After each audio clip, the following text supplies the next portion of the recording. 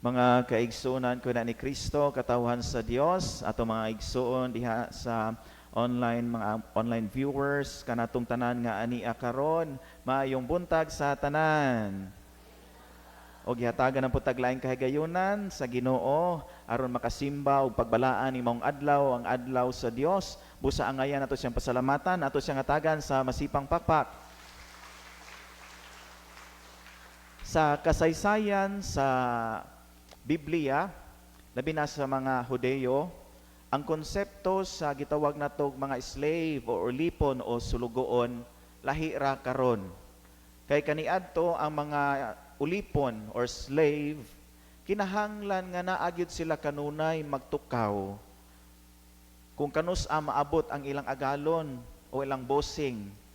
Kay nga naman, labi na Andre, gihulagway sa Ebanghelyo, gikan sila sa kumbira sa kasal. Ang kasal kaniadto dili parehas karon. Ngayon human og misa adto sa reception, paghuman uli na. Makadapag bring house ang uban. Nanuksok pa og mga swakto og mga sa gitawag anang karne, lumpia, litson. Makadapa.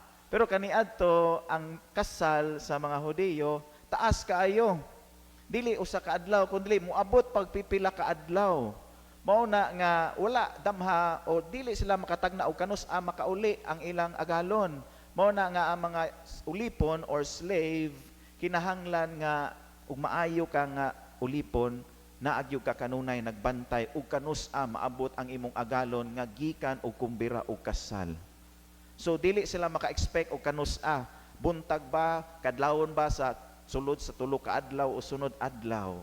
Mao na nga gihulagway diri kinahanglan ang mga ulipon ug tinuod ka nga ulipon mangandam yug ka kay nigtuktok sa imong agalon dapat naa na ka moabli siyang pultahan. Unya diri gihulagway sa Ebanghelyo, baksi ang imong hawak.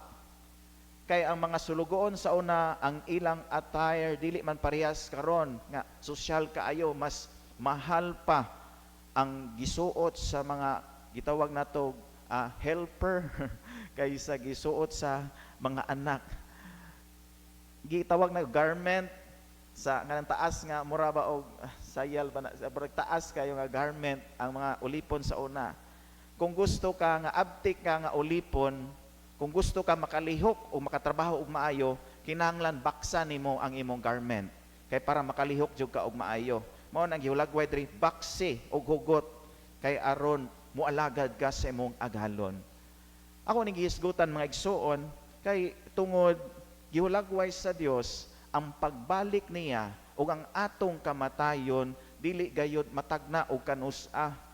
Sa ato pa kinahanglan mangandam ta kanunay. Nahinumdum ko sa usa ka istorya sa usa ka ulipon nanawag sa iyang amo kay nilangyaw man. Ningon siya nga, "Boss, magpahibalo lang ko nimo daan, boss. Subo pamalandungan nga imong pinangga nga kabayo namatay." Perting lagutas siyang amo, "Unsa nganong namatay man na?" Nahago lagi siya, "Boss, kay tungod among gipahakot og daghan kayong tubig, mga baril nga puno sa tubig. Nganong naghakot man mog daghang tubig? Kay tungod manggod, boss, nasunog ang inyong balay. Nganong nasunog man ang among balay?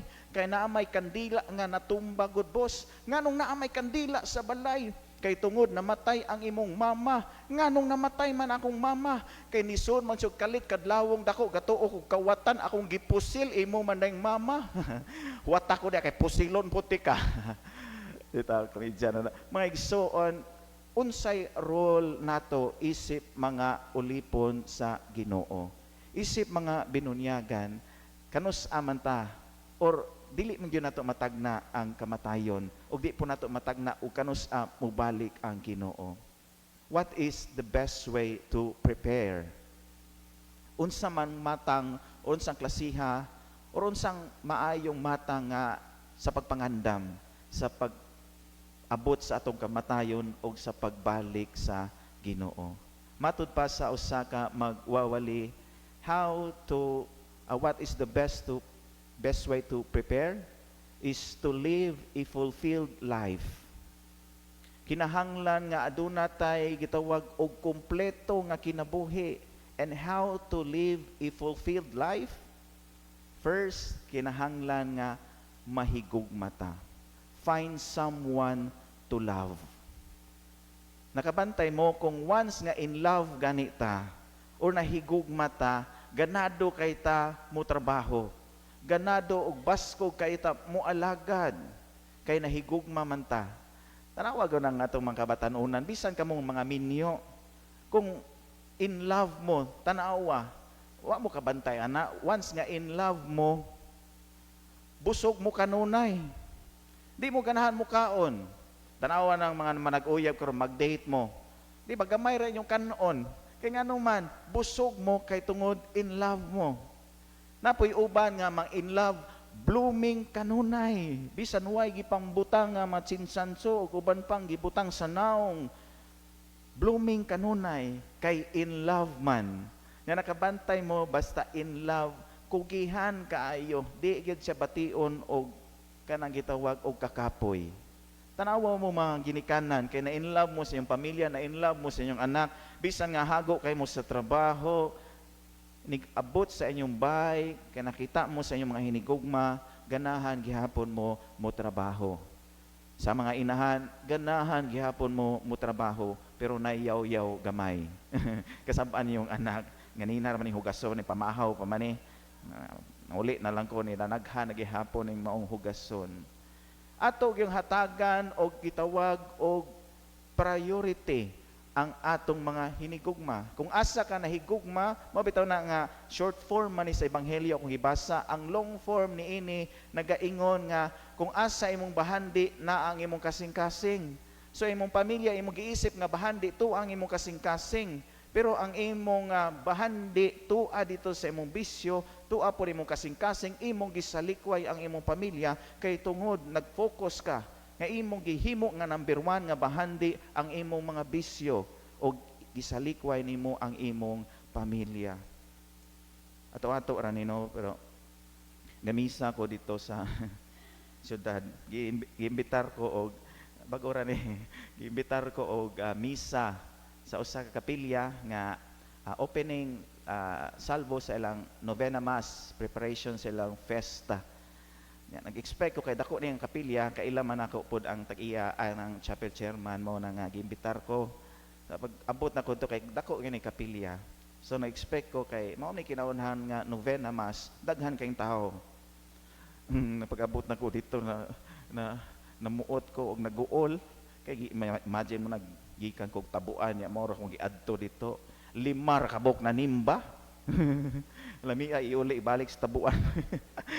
Pero naman ko dito no. Asa mga tao day din hete. To adi ay nagpaabot ni Elias sa muka gining Elias.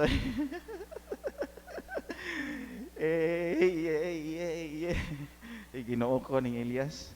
Gaaway na biya sa siyang management. Si Elias ug ang iyang management gaaway na. Pero ingana ba nga makita gyud nato asa ilang bahandi. Actually 4:30 akong misa dito nga si Elias mo perform kasagaran nara sa mga alas 9 ug alas 10. Pero 4:30 ako misa, tua na dito. Pating uban mga liminister tua pod.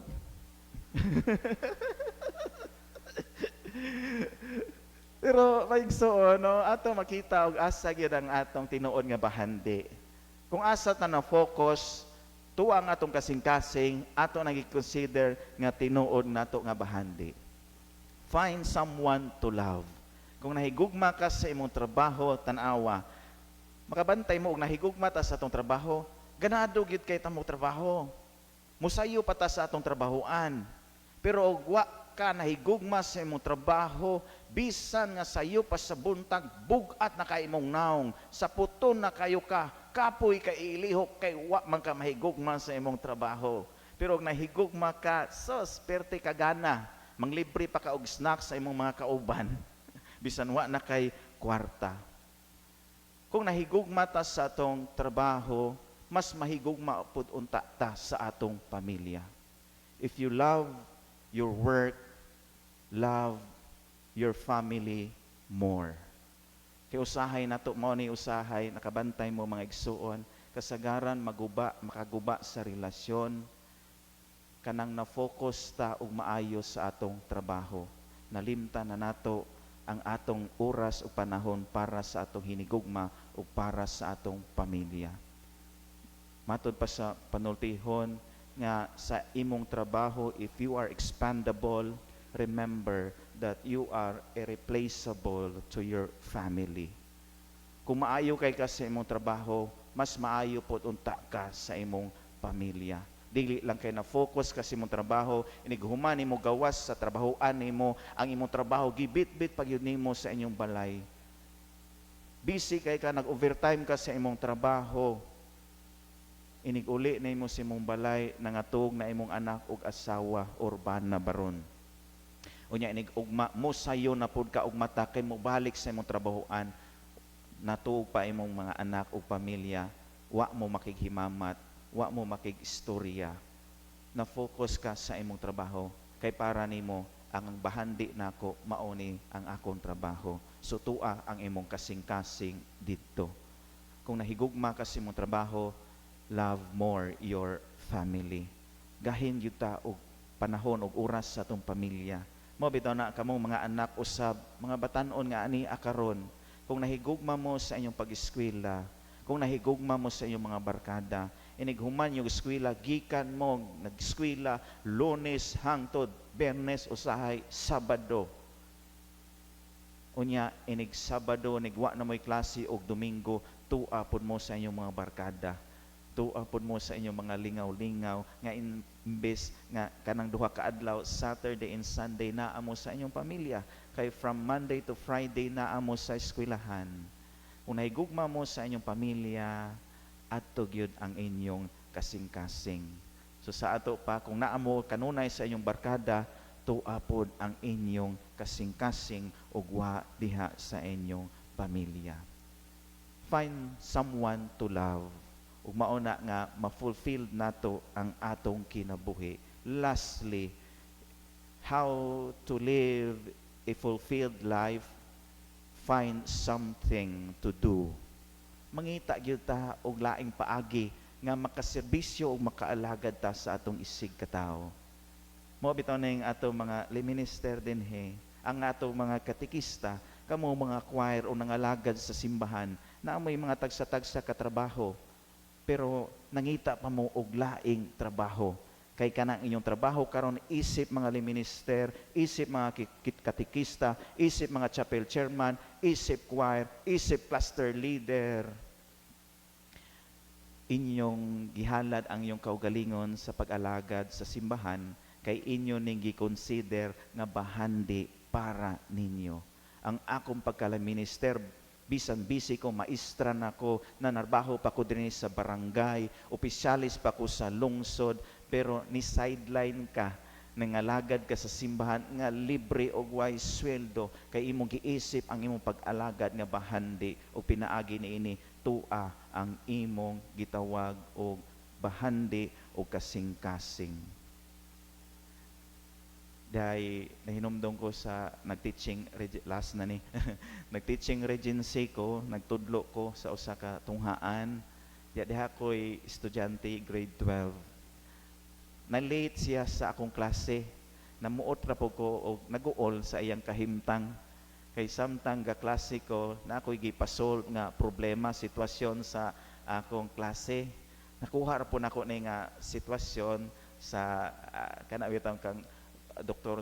Rosaroso sa una nga ang doktora nga sitwasyon ba nga case kaso siya nya akong gipasolve sa mga estudyante nako nga gibutang nako dito sa whiteboard, solve the problem nga naa ang problema sa ubos mga usar ka paragraph.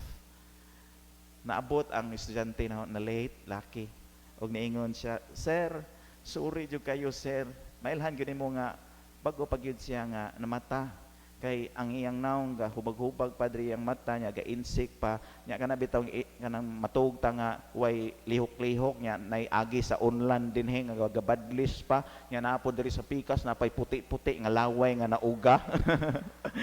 Kay bawod yung nga diretso gyud ni og eskwelahan wa na hilamos silamos o nangayo gyud siya pasaylo, sir pasaylo adyo ko sir kay na late ko sir kay daghan kay kong problema sir nihilak sa unsa man na imong problema kanang gibuwagan lagi usa kong uyab sa nganong gibuwagan man kasi imong uyab kay nabuntis na ko siya sir mapdos ang akong uyab ron sir siya mauba nya ang dako pa gyud problema kay nanawag akong mama gikan sa abroad kay nga akong papa iyan ang buwagan ang akong mama sir kay nikuyog na sa siyang kabit daghan kay kong problema sir nga nisamot ko ka problema sir kay pagsud na ko dinhi nakita na ko sa whiteboard solve the problem. Saan magdaghan kong problema sulbarono na napo na imuha sir. Ay mapauli na lang balik dito no hatagan lang tika og special nga test. Mga igsoon daghan ta mga problema sa kinabuhi.